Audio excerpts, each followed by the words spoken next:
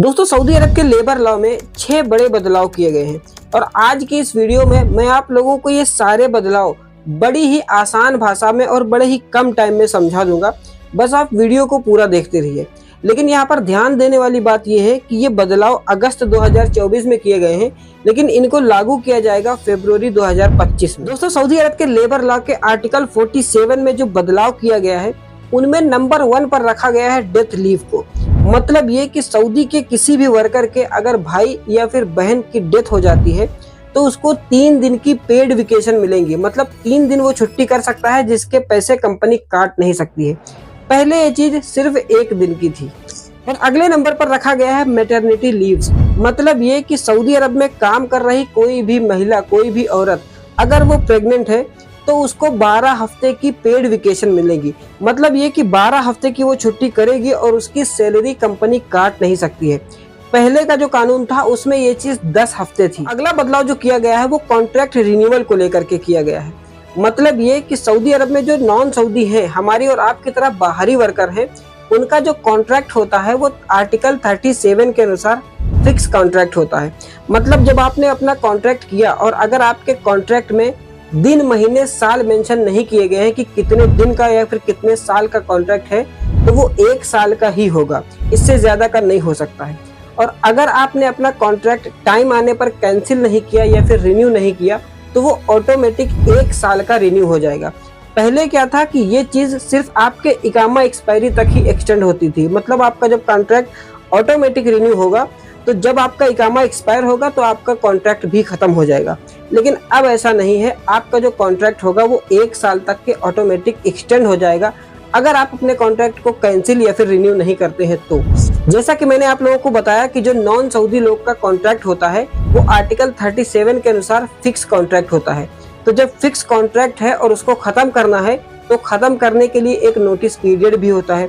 मतलब ये कि अगर आप कोई कंपनी छोड़ना चाहते हैं तो कंपनी छोड़ने से पहले आप कंपनी को बताएंगे कि इतने दिन के बाद मैं कंपनी छोड़ दूंगा। तो ये जितने दिन पहले आप कंपनी को बताएंगे इसे नोटिस पीरियड कहा जाता है। तो इसमें भी बदलाव किया गया है। पहले क्या था कि 3 महीने पहले कंपनी को ये बताना पड़ता था कि आप अपना कॉन्ट्रैक्ट रिन्यू नहीं करना चाहते हैं, लेकिन अब इसमें चेंजिंग की गई है। अगर आपकी कंपनी आपको टर्मिनेट करना चाहती है, आपका कॉन्ट्रैक्ट खत्म करना चाहती है, तो कंपनी की तरफ से आपको 60 दिन पहले ये बात बतानी होगी कि वो आपका कॉन्ट्रैक्ट रिन्यू नहीं करना चाहती है। पहले 3 महीना था। और अगर आप अपना कॉन्ट्रैक्ट रिन्यू नहीं करना चाहते हैं, अपनी कंपनी को बताना चाहते हैं, तो सिर्फ 30 दिन पहले आप अपनी कंपनी को बता दीजिए कि आप अपना कॉन्ट्रैक्ट रिन्यू नहीं करना चाहते हैं, यही काफी होगा। पहले ये चीज 60 दिन की थी, तो इसमें बदलाव किया गया है। अगर आप अपनी कंपनी से अपना कॉन्ट्रैक्ट और ज्यादा बढ़ाना नहीं चाहते हैं तो सिर्फ 30 दिन पहले आप अपनी कंपनी को बता देंगे, यही काफी है। और अगला बदलाव किया गया है प्रोबेशन पीरियड और ओवरटाइम को लेकर के, जिसमें कुछ खास बदलाव किया नहीं गया है। मैं आप लोगों को बता दूं कि आखिर प्रोबेशन पीरियड होता क्या है। दोस्तों जब भी आप कोई कंपनी ज्वाइन करते हैं तो कंपनी आपका कुछ दिन ट्रायल लेती है, टेस्ट लेती है कि आप काम कर पाते हैं या नहीं कर पाते हैं। जितने दिन आपकी कंपनी आपका टेस्ट लेती है उसको प्रोबेशन पीरियड कहा जाता है। तो सऊदी लेबर लॉ की तरफ से ये बताया गया है कि जो प्रोबेशन पीरियड है, मतलब टेस्ट करने का जो टाइम है, वो 180 दिन, मतलब 6 महीने से ज्यादा नहीं हो सकता है। ऐसा नहीं हो सकता है कि आपकी कंपनी 1 साल तक आपका टेस्ट ही लेती रहे। 6 महीने से ज्यादा यानी 180 दिन से ज्यादा ये चीज नहीं हो सकती। और अब बात कर लेते हैं ओवरटाइम को लेकर के। दोस्तों अगर आपके कॉन्ट्रैक्ट पेपर में काम के घंटे मेंशन नहीं है, मतलब ये कि कितने घंटे आपसे काम कराया जाएगा ये कॉन्ट्रैक्ट में नहीं लिखा है, तो सऊदी लेबर लॉ के हिसाब से आपको 8 घंटे ही ड्यूटी करनी होगी।